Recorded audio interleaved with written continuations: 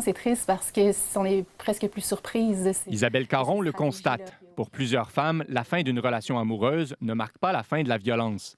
Harcèlement, menaces, intimidation, la violence conjugale post-séparation peut prendre plusieurs formes. On pense que la séparation est donc de mettre un mur entre elle et l'agresseur, tout simplement, mais en fait, ce mur n'est pas toujours étanche. Souvent, les enfants sont instrumentalisés. Faire des menaces du genre « je vais te faire perdre la garde des enfants », lui couper les vivres, aussi refuser de lui donner une pension alimentaire. C'est le genre d'exemple qu'on voit vraiment fréquemment. Selon le ministère de la Sécurité publique, près de la moitié des infractions criminelles dans un contexte conjugal ont été commises par un ancien partenaire. Nous, on le remarque, là, je vous dirais, dans la majorité des dossiers où il y a présence de violence conjugale. Il va y Cette avocate avoir remarque une aussi que forme de- plusieurs ex-partenaires tentent d'épuiser financièrement et psychologiquement une victime en la submergeant de procédures judiciaires. C'est soit à travers la multiplication de procédures qui sont non requises ou des fois à travers l'exercice de certains droits qui sont faits de façon abusive. Les comportements violents sont aussi exacerbés au moment d'une séparation. L'auteur de violence qui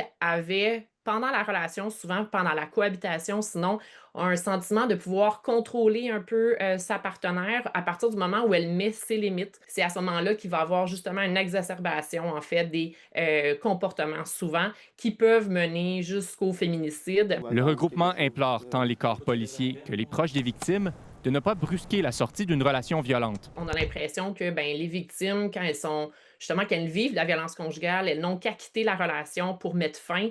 Or, elles sont les mieux placées pour savoir que ça ne mettra pas fin à ça.